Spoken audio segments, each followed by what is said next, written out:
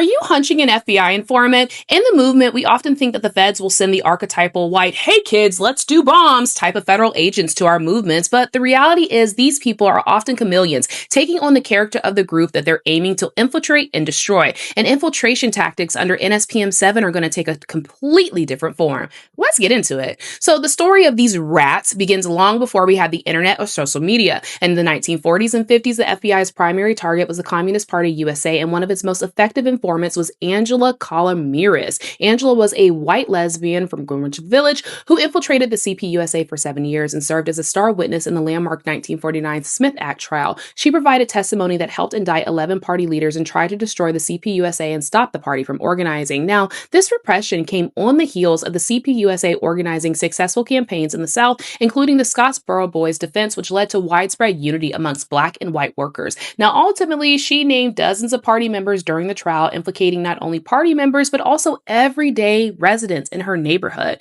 Now, she also said that the New York Photo League was a communist front, which was an accusation that completely destroyed the institution. And though she lied under oath and claimed that she had never been compensated by the FBI, records later revealed that she received a monthly paycheck. Now, in the same era, the FBI also infiltrated the early gay rights movement. In the 1950s and the 1960s, a series of informants targeted organizations like the Mattachine Society and One Magazine. David Finn, a member of the Mattachine Society, cooperated with authorities in order to prove that the group was free of communists. Frederick C. Price revealed personal information about the Mattachine Society's co-founders. Dale Jennings' own brother-in-law provided copies of information directly to the feds.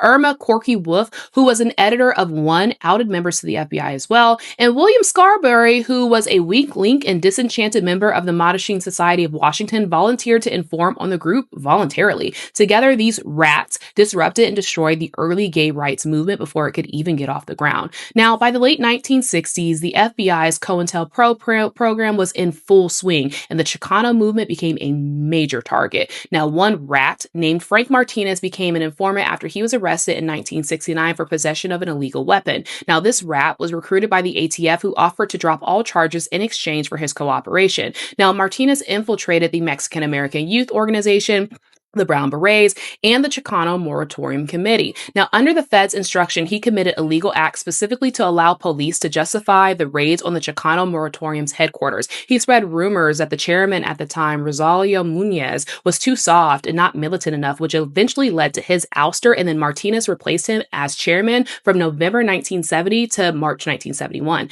In August 1971, he was charged with inciting a riot and interfering with a police officer. Again, all of this on the Fed's instruction and orders. Around the same time, the FBI was working one of its most valuable and long-term informants, Richard Masato Aoki. This rat was a Japanese-American man and UC Berkeley student who infiltrated multiple movements under the alias Richard Ford. Between 1961 and 1971, Aoki filed over 500 reports with the FBI, and as a result, the FBI considered him a top-level asset. He infiltrated the Black Panther Party, the Asian American Political Alliance, the Young Socialist Alliance, the Socialist Workers Party, the Red Guard, and various campus political groups at UC Berkeley. He even publicly acknowledged that he gave the Black Panther Party some of their first guns, which led many to wonder if the FBI was deliberately arming the Panthers. Because as I mentioned in a previous video, the FBI admitted in now declassified documents and sowing discord between the Panthers and rival groups, which would then result in shootouts between the two groups.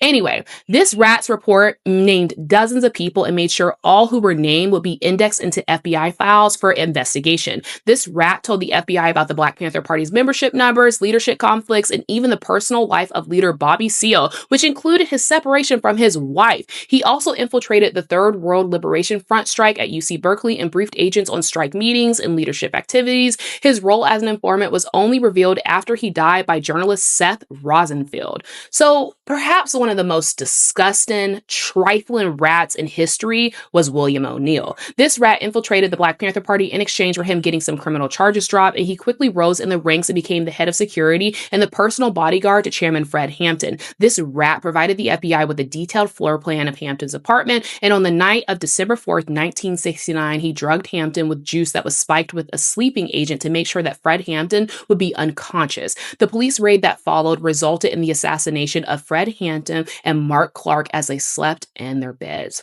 The FBI also infiltrated the American Indian movement. Douglas Durham was an FBI infiltrator that rose in the ranks and quickly became the national head of security and a personal bodyguard to AIM leader Dennis Banks. This rat fed the FBI intelligence from AIM's most sensitive circles. In the early 2000s, there was Brandon Darby. This rat was a white male and celebrated activist who founded the post-Katrina relief organization Common Ground. He was also an FBI informant. He used his status as a respected activist to gain trust and informed on Riyadh Ahmad, whose home was subsequently raided by the FBI, and he later committed suicide. Darby also pressured young activists David McKay and Bradley Crowder to make Molotov cocktails to protest the 2008 Republican National Convention and then betrayed them to the FBI. During the 2010s, federal informants infiltrated the Standing Rock protests. One undercover FBI agent, Heath Harmon, infiltrated the Rosebud camp and engaged in an intimate sexual relationship with his target, Red Vaughn Fallis. Heath Harmon also owned the revolver that Fallis was charged with firing during her arrest, and he continued to call her in jail to gather intelligence, which he then shared with the prosecutors. Around the same time in Colorado Springs, a police detective named April Rogers, a white woman with pink hair and big breasts, and you'll understand why that matters later, worked for the FBI under the alias Chelsea. She posed as a volunteer and sex worker, and she infiltrated racial justice groups, and then through her infiltration, she gained access to membership records and email accounts, and she attempted to entrap at least 2 young male activists in gun-running conspiracies by inviting them to her apartment where other undercover agents were waiting for them. Her cover was blown only when a police officer's body camera footage from a protest mentioned, quote, a picture of April with her giant boobs, end quote, referring to the undercover officer. Activists identified her, but by then she had already done significant damage. In the Midwest, undercover FBI agent Karen Sullivan, a white lesbian, infiltrated organizations in Minnesota. She presented herself as a lesbian with a teenage daughter and a rough childhood, and a story about being kicked out of the military for being gay. This was a perfect cover identity to appeal to good and kind-hearted people. This rat, along with her associate, Daniela Cardenas, tried to find ways to jail these organizers, many of whom were new parents and respected pillars of their community. During the multi-year operation, Karen Sullivan was really eager about revolution and actively tried to manipulate people into committing crimes. She attempted to entrap activists by claiming that her dead dad had left her money to send to militants in Palestine, and she explicitly was asking questions that were just honestly weird, trying to entrap people into crimes. She also tipped off Israeli security before organizers arrived on a solidarity trip to Palestine, which caused the entire group to be sent back home. It all came to a head when the FBI raided the homes of members within these organizations, and the FBI's affidavit was full of info, and all of it were lies. Finally, during the 2020 George Floyd protests, the FBI deployed Mickey Windecker. He was a white male who claimed to be a former soldier for the French Foreign Legion. Eventually, this rat rose in the ranks to a leadership role and became a self-proclaimed drill sergeant for protesters in Denver. He even used the classic COINTELPRO tactic of snitch jacketing and falsely accused a real activist leader named Trey Quinn of being an informant, which led to his marginalization and eventual expulsion from different activist circles. Mickey Windecker encouraged protesters to become more militant and helped organize protests that would just turn violent. He attempted to entrap activists Zeb Hall and Bryce Shelby in a plot to assassinate the Colorado Attorney General, and he successfully entrapped Hall into buying a gun for him, a convicted felon, which then led to Hall's arrest. Although the FBI's investigation in Denver did not create a major conspiracy case, they met their end goal by successfully sowing distrust, which led to the splintering and just complete removal of certain activist groups. Now, it is important to understand that it won't always be the infiltrator disrupting outright. Sometimes they'll cozy up with the disenchanted, burnt out veteran organizer within the organization, exactly like they did with William Scarberry, the disenchanted member of the Mattagine Society of Washington that I mentioned earlier.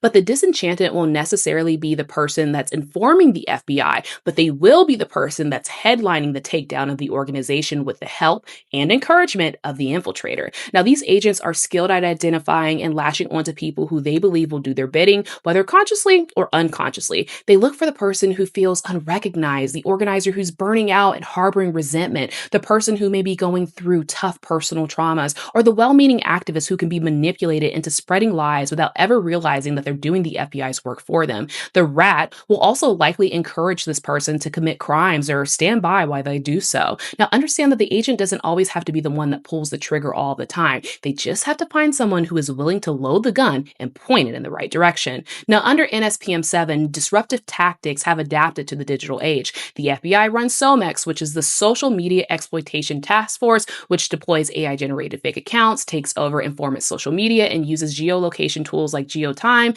Flock Safety, license plate readers, and Amazon's Ring partnerships. Companies like Massive Blue sell police departments Overwatch, which is an AI-powered virtual agent that infiltrates protest groups, while the FBI contracts Babel X to anonymously search social media by geographic areas. Now, as state repression evolves alongside technology's evolution, the old poison pill letter has become the viral tweet or post. Instead of smearing Dr. King and the Panthers with anonymous mailers, federal handlers now seed social media with claims so outlandish they fall apart under scrutiny, but they're counting on you not to look closer. The goal remains identical, though: destroy credibility, sow distrust, and manufacture enough paranoia to stop the work. And notice that there is a common theme with these disruptions, right? It's always when the work is doing well. For the Communist Party, it was when they were building unity amongst white and black working class people. For the Panthers, it was when their programs reached their pinnacle. During the 2020 rebellion, it was when millions across this country were taking the streets and building momentum. When things are moving and flowing in the right direction, the state will always use repression to stop it. And this piece is not necessarily meant to make you feel paranoid or prevent you from organizing, although a healthy level of paranoia is great, but it's to help you understand what to watch out for. From the early 1900s to the 2020s, the goal has never changed. It's to disrupt, derail, and destroy. The question is not whether the FBI is still running these operations. They've never stopped. The question is whether we will be smarter this time or whether we will become the subject of the FBI's declassified files from this era, where future generations will read about how easily they took down our movements using the same tactics that we already knew about.